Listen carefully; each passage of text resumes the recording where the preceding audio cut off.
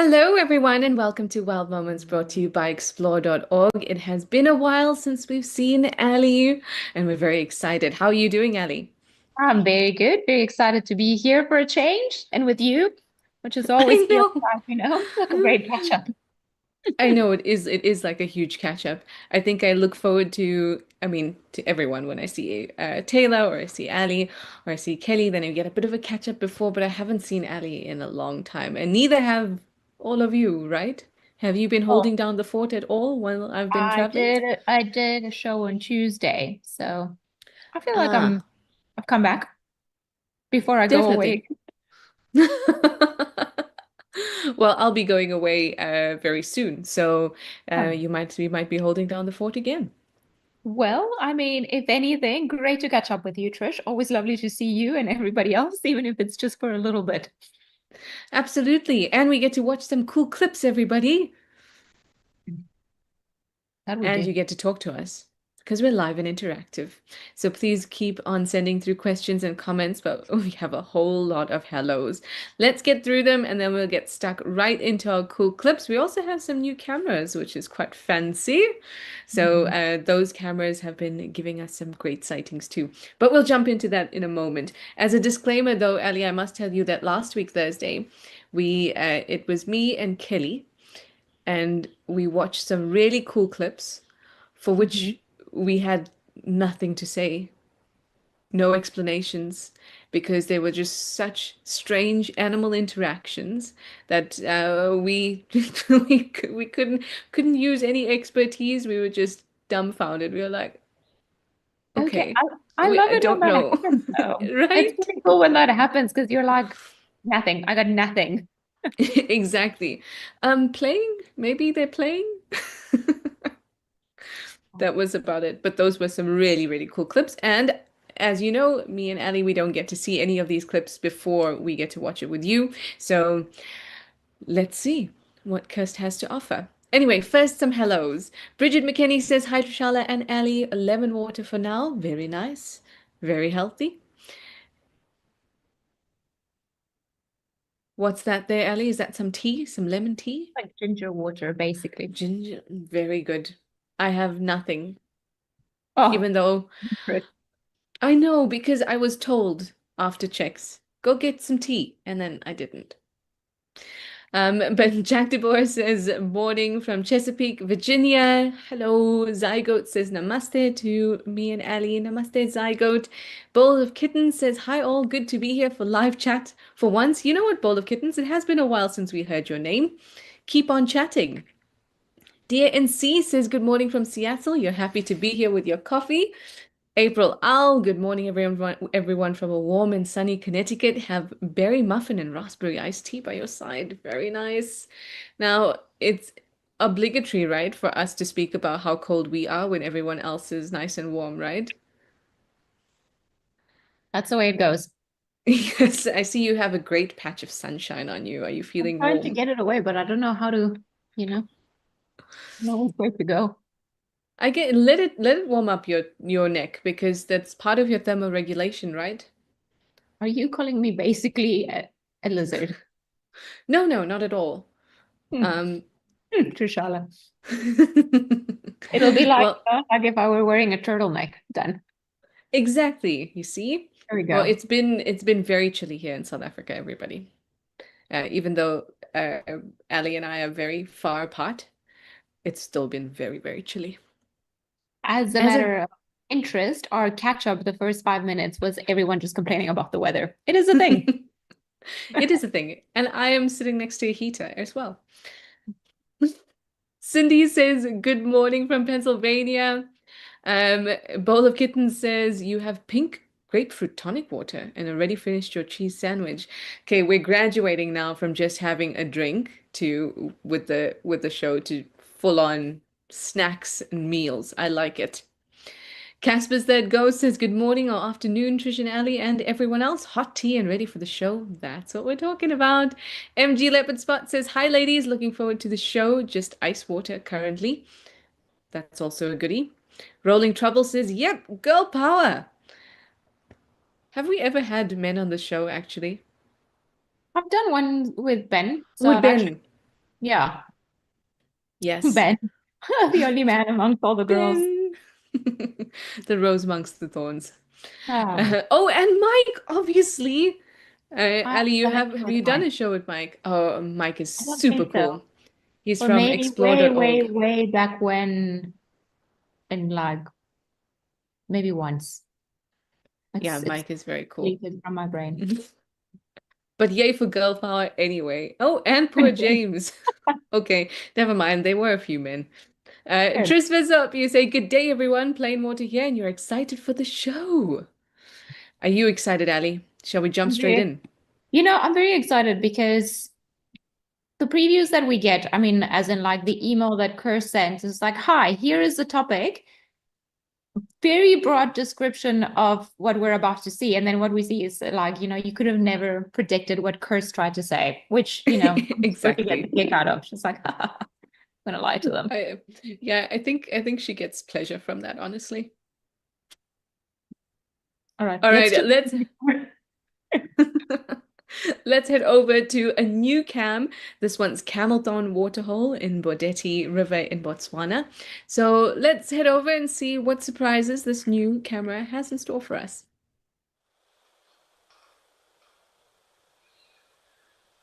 Oh yeah, I'm super excited about this camera because I love this part of Botswana. That is why not? literally that's a why not moment. Like I'm just a little hippo and I just want to walk through here and you guys just need to get out of my way. I'm watching the adult hippos that are in the water, just kind of letting this happen. I don't think this is great parenting behavior.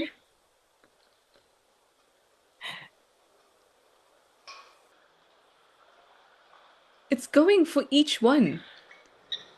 Clear out the spot, everybody. It's a game, as in like you're in my way. I'm trying to get out.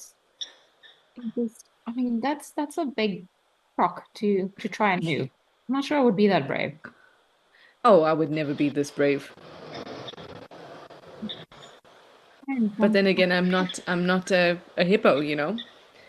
What scares a hippo? I mean, not crocs, clearly.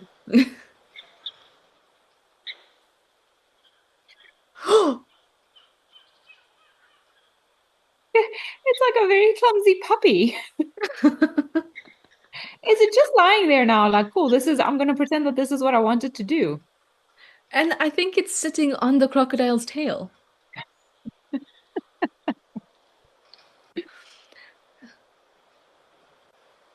I also love that it's kind of met its match with this big crocodile. I mean, the crocodile's still chilling, still has its mouth open. Oh, close the mountain on the move now. Okay, never mind. Didn't meet your It's match. also like, what is going on? There's something wet and heavy on me. What? What? I think it also like bring back the tail in as in like it's my tail. Crocodile actually reminds me of a cat. Like, just gonna pull my tail back. Yeah, do not reverse. Good. If this hippo tumbles down, I'm going to cry.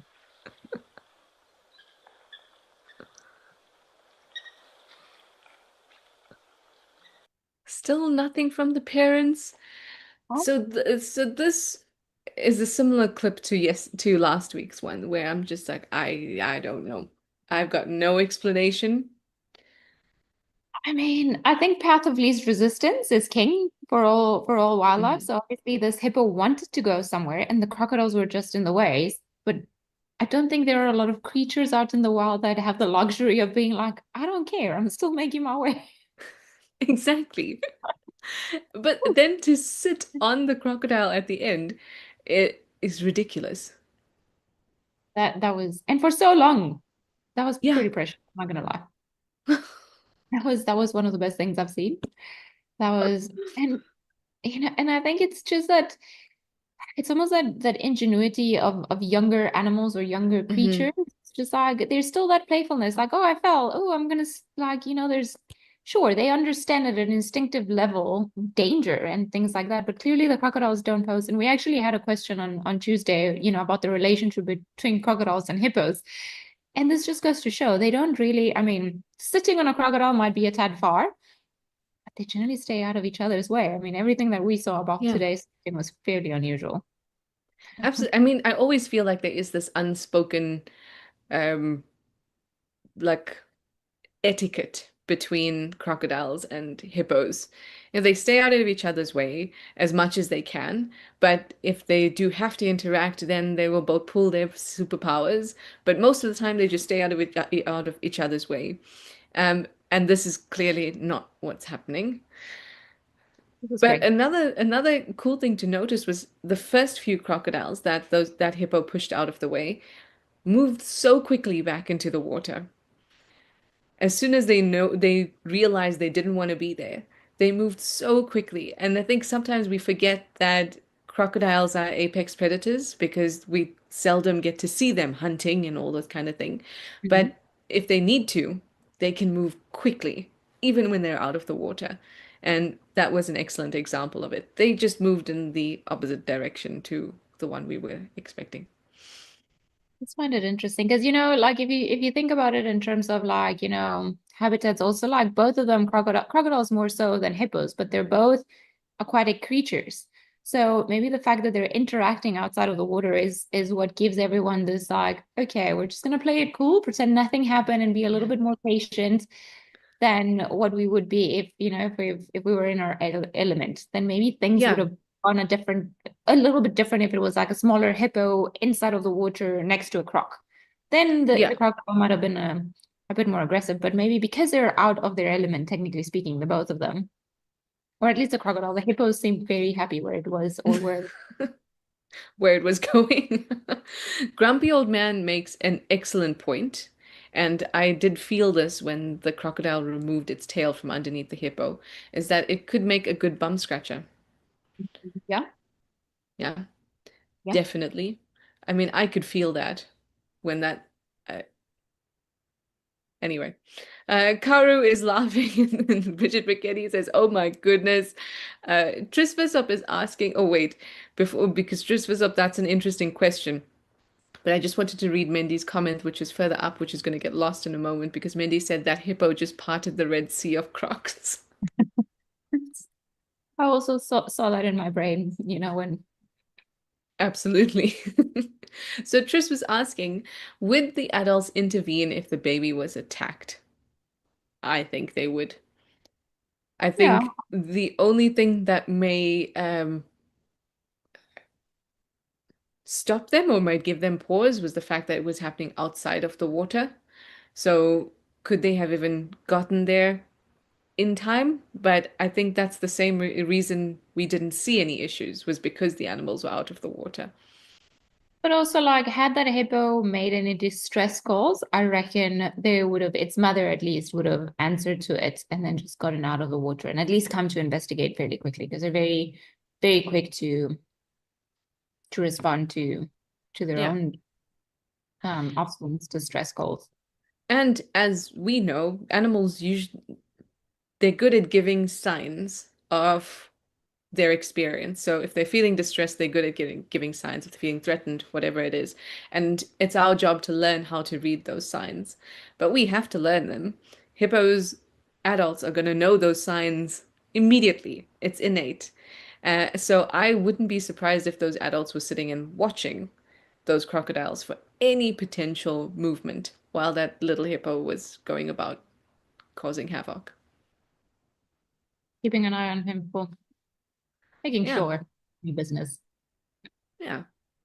And then also what you said about like young mammals are just so risky and playful that it's really fun to see, but it's also the way that they learn what's okay and what's not okay and what potential dangers actually are instead of just being, within their circle protected by their parents.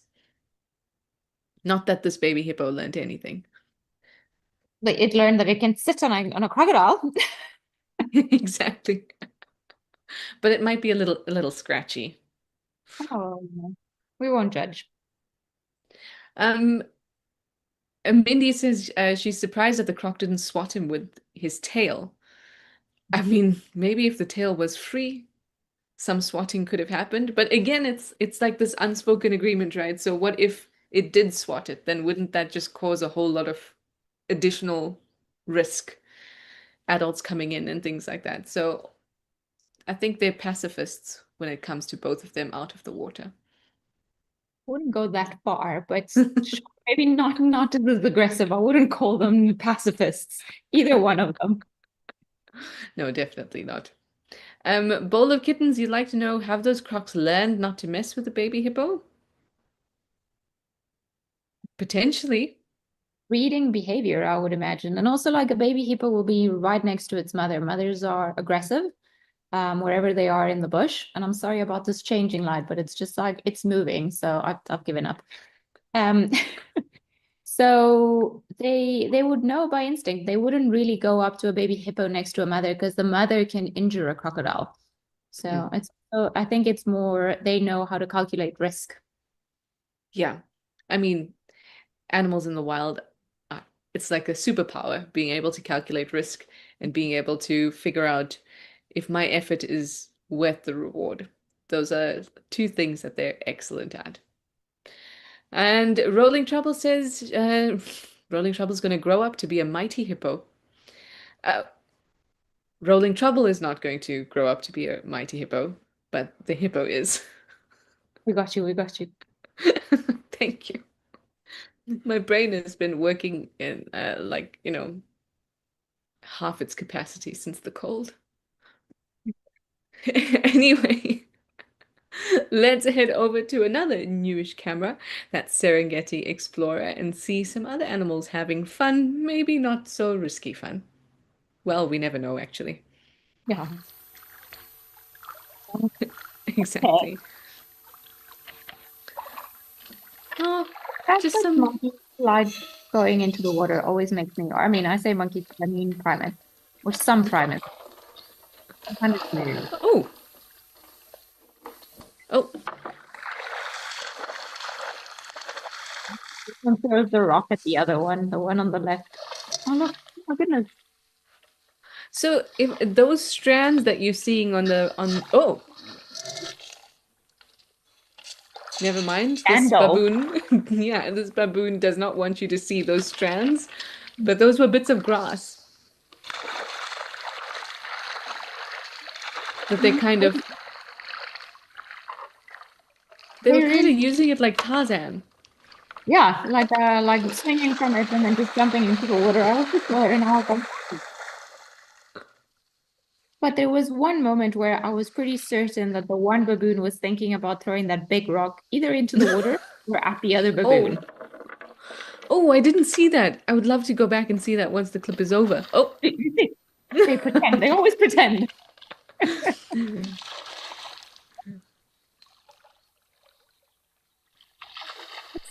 It's like a great water park for them.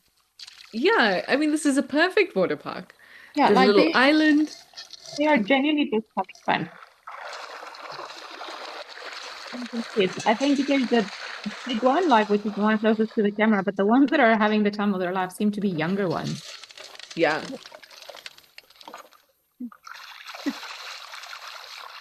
except for this big boy. He's also keeping everyone in check. Somebody's got a I rule. also loved the baboon that was coming straight from the water trying to get back up and was just slipping.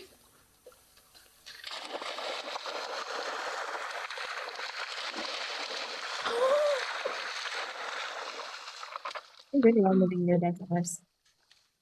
That jump was so human-like. That was amazing. Trying to Ellie, we got have a a bath. leaf. It's just that, I tried, but now I'm getting blinded by the sun and I found a Ah. spot. Sit in a certain funny way that you guys don't need to know about, and I can see. Very nice. That was so cool. That was just a bunch of baboons having some fun. I love I, that for them. it, I always love like just remembering that animals do things for fun too. It's just like they're Yeah. doing it because they're playing. There's no survival in it. Like, sure, we can always find a reason, but they were just doing it because they were having fun. And Yeah. I love that. I love being reminded because I mean, especially with primates, they're so similar to us. They'll just do it to have a good time. Yeah, and I think we don't, like you said, we'll always find a reason for or a benefit, a survival benefit. If you look hard enough, you can conjure one up. But sometimes it is just fun. I think they were just having good old plain fun. Yeah. Very nice, baboons. We wish you more fun times. Ooh, Zygote said camera crew. Yeah, baboons, well, even vervet monkeys are really always very interested in the cameras, always twisting them around. Oh, yeah. Uh, Bridget McKinney was asking, do baboons bath?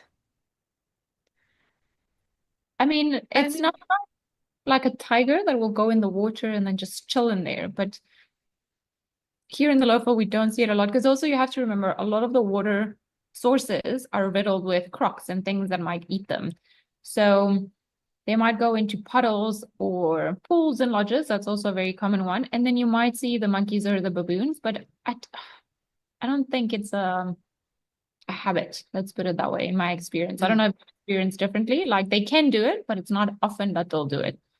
And they'll only do it in certain conditions.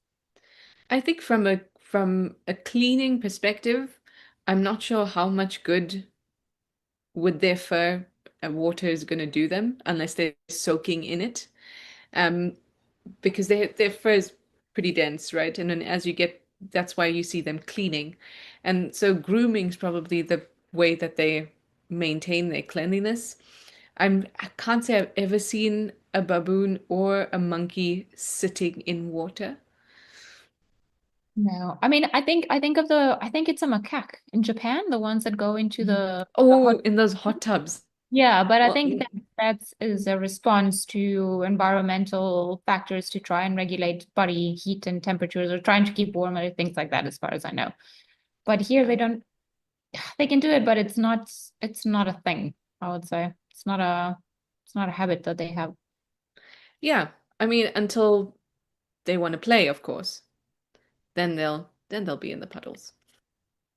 Anyway, speaking of regulating body temperature, this is my favorite clip because I'm really, really looking forward to this one. So let's head over to Moela Lodge in Botswana and have a look at a very cool animal that regulates its body temperature, like most mammals. Oh, I love them. I have never seen one in real life, Ali. No, Trish, you've been into all the wrong places. I have tried. I have staked out dens. Not even in the Mara. I didn't get to go to the Mara because I broke my leg, remember? Or my Oh, I foot. know. I completely forgot Uh, about all of that. I wrote it off my brain for you. Sorry.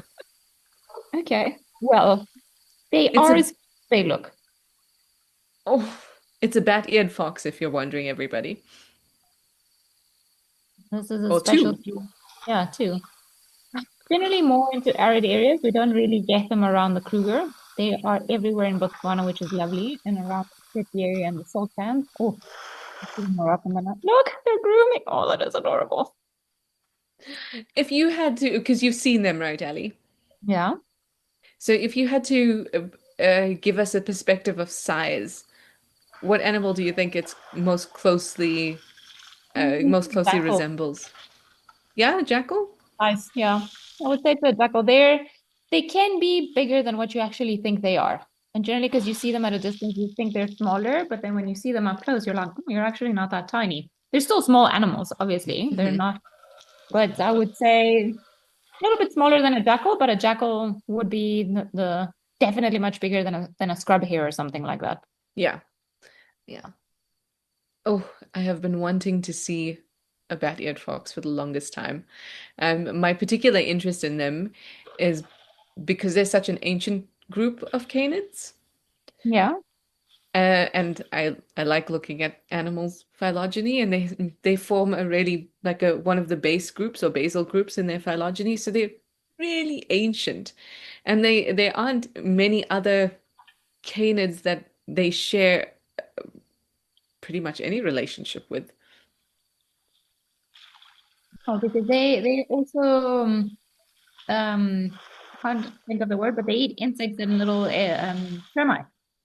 So Yes. The thing is like they'll eat meat nowadays. The vast majority of them, really. Well, so I am thinking about their ancient history and how early they split from the rest of the canids, and the fact that they're insectivorous, so they mostly eat termites, right? So then it Yeah, got me thinking, sorry, this is one of my rabbit hole things, so you're just gonna have to bear with me. we're ready. But then I was thinking about aardwolves, and aardwolves are also they've split off from hyenas. Well, they're the oldest in the Hyena group. So they split off from the others very, very early on. And they're also insectivorous and also go after termites. And then I kind of wondered whether they go after the same termites. And then I went into like a harvester termite deep dive. Um, and then I realized that harvester termites and snouted harvester termites are actually not very closely related. I'm being Huh. confusing.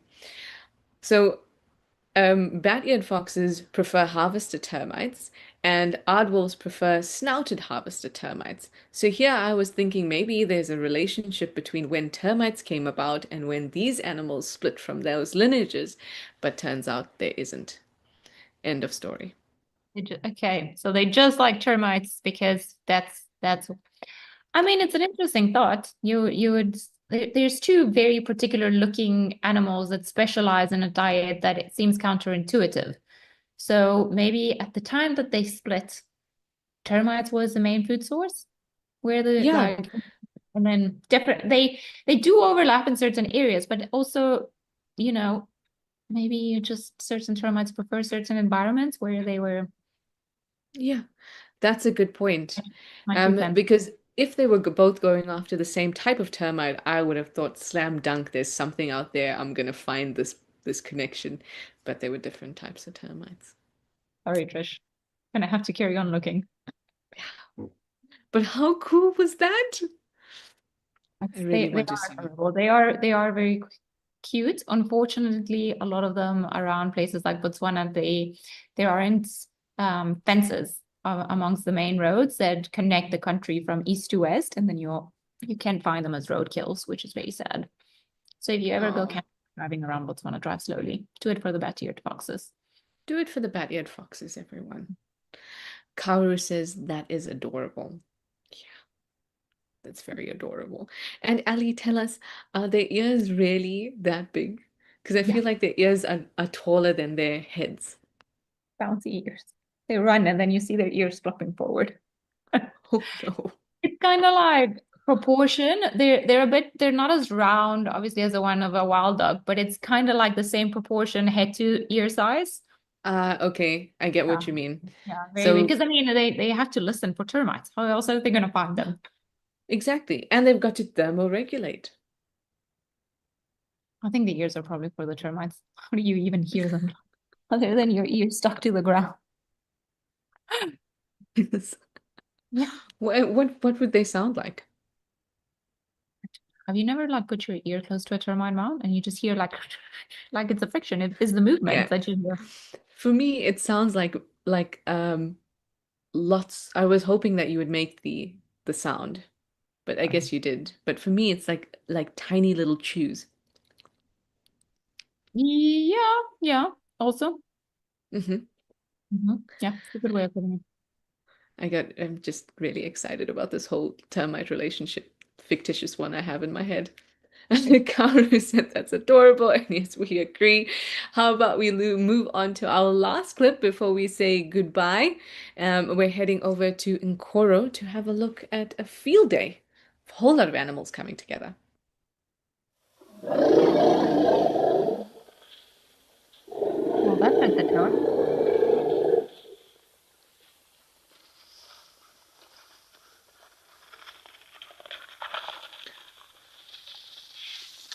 That's They're interesting. chasing something, right? Oh, that sounds like a diker. Over here?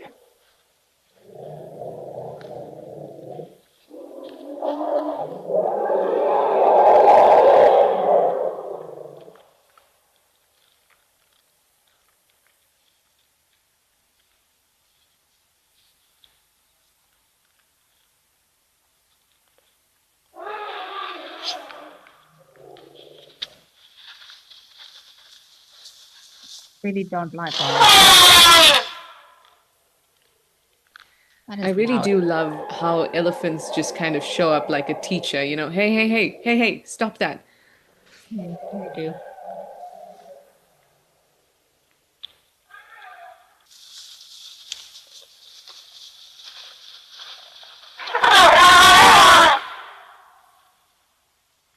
Imagine how loud this must have been in real life if it's loud for us.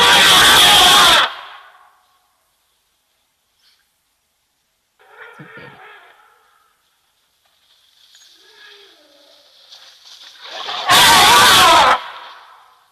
Wow. Whoa.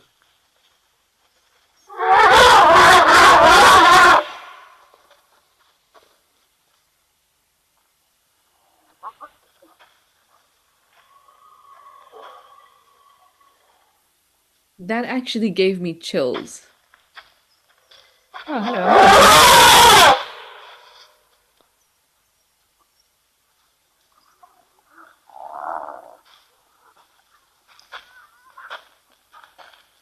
Oh, thank goodness.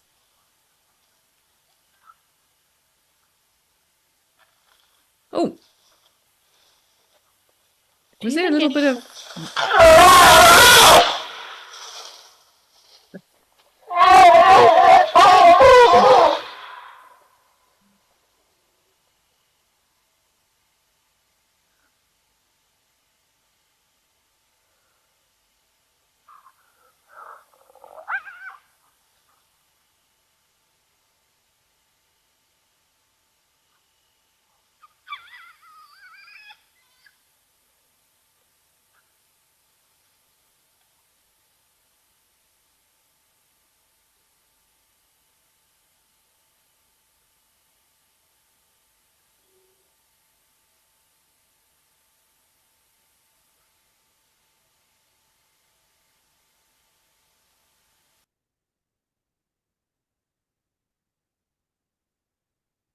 what do you think was going on there?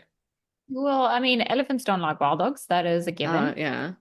But I wonder, judging by when at one stage when we looked at the elephant sideways, it looked like a youngish male elephant. So I sometimes find that they are almost like overly aggressive to predators just to scare Hmm. them off if they are nervous. So the best line of defense is just to shout louder.